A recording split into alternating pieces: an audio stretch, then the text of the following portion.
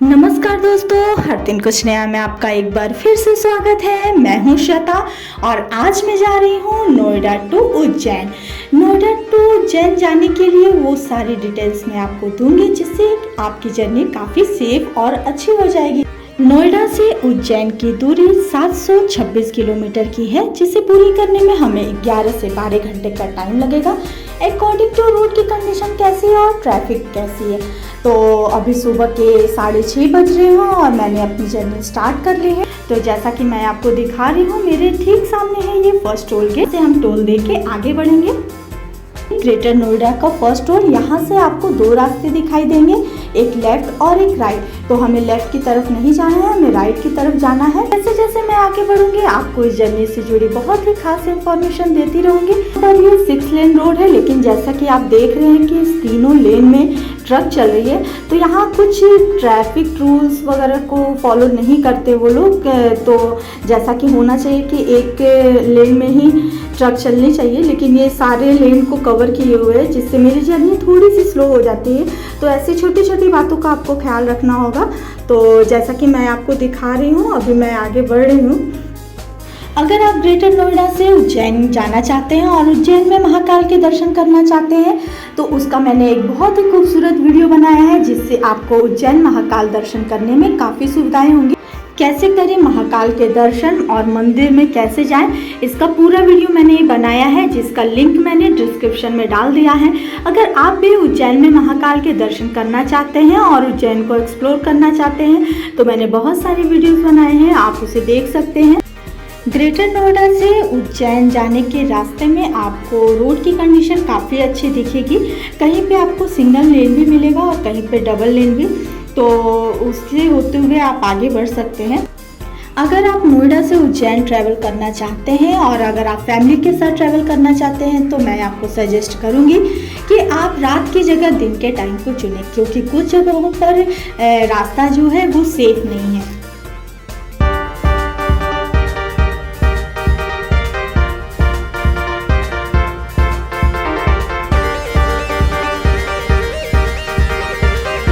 इस road trip के दौरान मैं आपको दिखा रही हूँ कि रोड की कंडीशन काफ़ी अच्छी है और यहाँ पे कहीं कहीं पे लाइटिंग अरेंजमेंट भी की गई है, जिससे आप अगर रात में ट्रैवल करते हैं तो सुविधा होती है।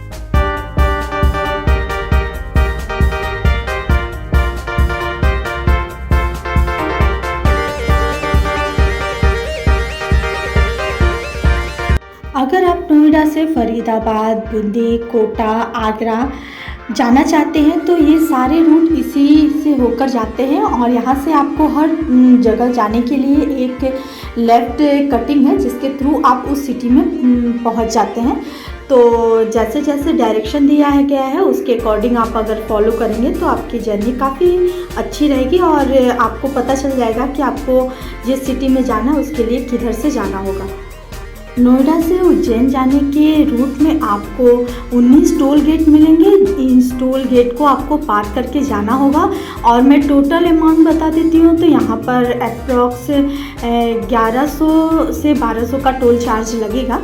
तो मैं सब जगह मेंशन नहीं कर पाई क्योंकि मैं वहाँ पे देख नहीं पाई थी। तो ऐसे में टोटल अमाउंट के हिसाब से 1100 यहाँ का टोटल टोल चार्ज लगेगा।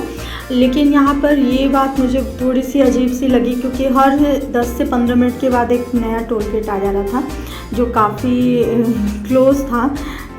तो ये थोड़ी अजीब सी बात है, लेकिन चलिए।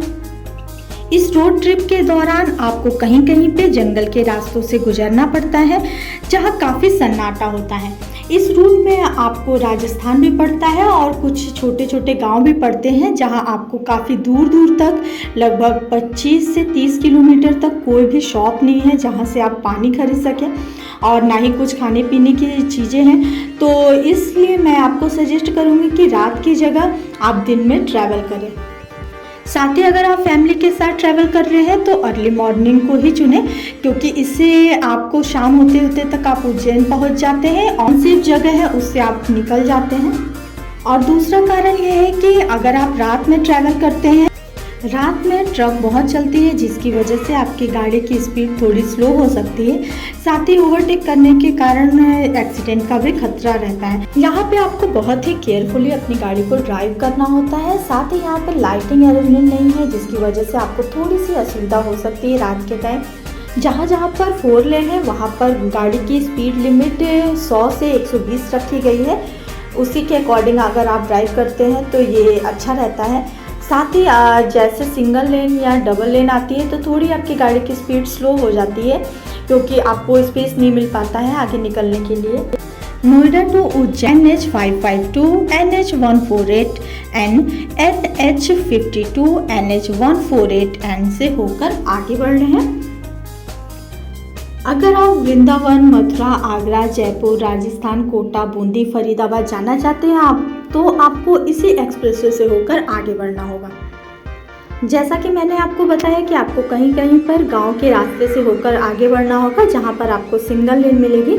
तो जैसा कि मैं आपको दिखा रही हूं कि इस तरह से ये सिंगल लेन है और बहुत दूर तक हमें सिंगल लेन पे ही चलना होगा, उसके बाद हमें एक्सप्रेसवे मिलेगा। और आप देख सकते हैं कि आसपास काफ़ी सन्नाटा है, बहुत कम गाड़ियाँ यहाँ चल रही हैं और साथ ही यहाँ पे लोग भी बहुत कम दिखाई दे रहे हैं। तो अगर आप रात में हैं तो ये थोड़ा अनसेफ होता है अगर आप फैमिली के साथ जाते हैं। रूट में आपको लगभग 15 से 20 किलोमीटर की दूरी तक कोई भी पेट्रोल पंप नहीं मिलेगा। साथ ही यहाँ पर कोई भी छोटे से शॉप भी नहीं है जहाँ से आप कुछ खरीद सकते हैं। तो आप खाने पीने की सारी चीज़ें स्टोर करके अपने पास रखें। आगे बढ़कर हमें यहाँ से लेफ़्ट जाना है और एक्सप्रेसवे मिलेगा जहाँ पर हमें 6 लेन मिलेगा। तो जैसा मैं आपको दिखा रही हूँ अब हमें 6 लेन मिला है तो यहाँ से हम आगे बढ़ेंगे। गर्मी बहुत ज़्यादा है और यहाँ का टेम्परेचर 49 डिग्री सेल्सियस है। इस रूट में आपको बहुत ही खूबसूरत वादियाँ भी देखने को मिलेंगी जो काफ़ी खूबसूरत लगती हैं। तो मैंने सोचा था कि यहाँ पर कुछ टाइम फ़ोटो खिंचवा, लेकिन गर्मी बहुत ज़्यादा है। और जैसा कि आप देखते हैं महाराष्ट्र में बहुत सारे टनल मिलते हैं, तो यहाँ मुझे मिला है फर्स्ट टनल। तो देखते हैं ये कैसा टनल है। मैं आपको दिखा रही हूँ, ये बहुत ही खूबसूरत है। लाइटिंग अरेंजमेंट बहुत अच्छी है, एग्जॉस्ट लगे हुए हैं ताकि किसी तरह की असुविधा ना हो। और ये काफ़ी लंबा भी है। तो इस टनल से निकलकर हम आगे बढ़ रहे हैं।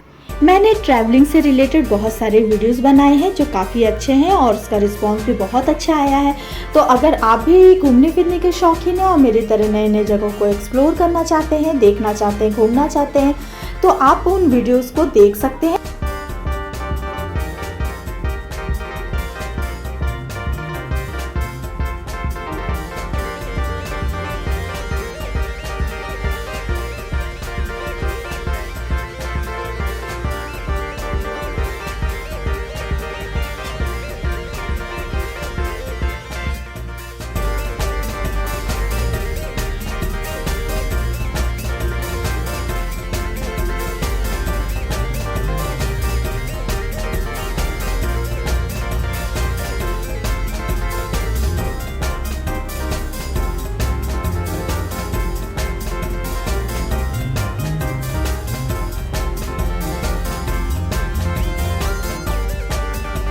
इस वीडियो को लास्ट तक देखें, आपको बहुत ही खास इन्फॉर्मेशन दूंगी, तो प्लीज़ इसे स्किप बिल्कुल भी ना करें। अगर वीडियो पसंद आए तो लाइक, सब्सक्राइब और शेयर जरूर कीजिएगा। यहाँ से आपको मुकुंदरा हिल्स टाइगर रिजर्व मिलेगा जो एक जंगल के रास्ते से होकर आपको आगे बढ़ना है। ये रास्ता कुछ दूर तक जंगलों के बीच से गया है, तो इसमें आपको अपनी गाड़ी काफ़ी केयरफुली चलानी होगी। ये रास्ता पूरी तरह से घने जंगलों से घिरा हुआ है और यहाँ पर सिंगल लेन है और दूर दूर तक कुछ भी आपको सुविधा नहीं मिलेगी। तो अगर आप रात में ट्रैवल करते हैं तो ये काफ़ी डेंजर है, थोड़ा सन्नाटा है यहाँ पर और जंगली जानवरों का भी खतरा रहता है। तो अगर आप जर्नी करना चाहते हैं तो मैं अगेन आपको बताऊँगी कि आप सुबह के टाइम को चुनें। फैमिली के साथ इस रूट से जाना थोड़ा अनसेफ है।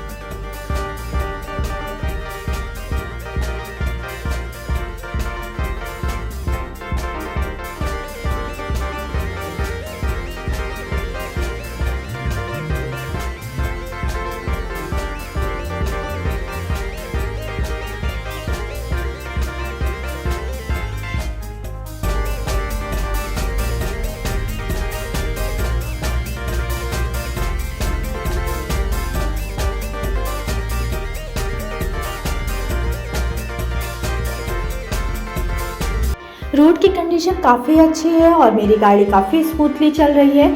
अभी शाम होने वाली है और देखते हैं कि हमें अभी उज्जैन पहुंचने में कितना और टाइम लगता है।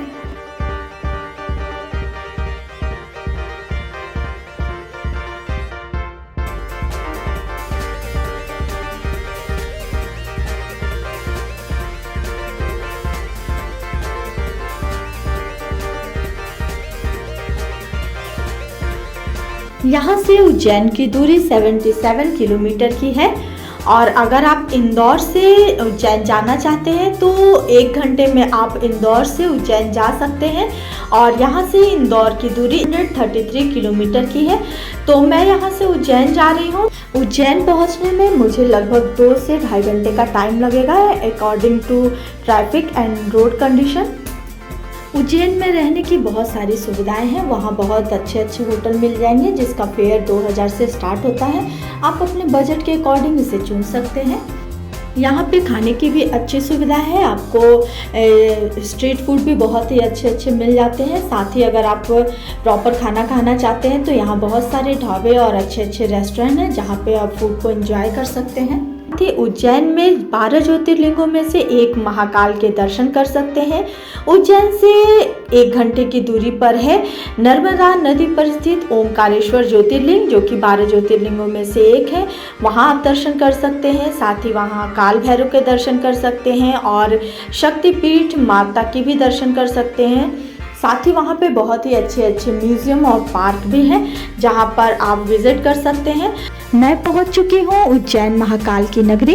आपको मेरा ये वीडियो कैसा लगा आप मुझे कमेंट्स करके ज़रूर बताइएगा। ऐसी ही बेहतरीन और खूबसूरत वीडियोस के लिए देखते रहें हर दिन कुछ नया।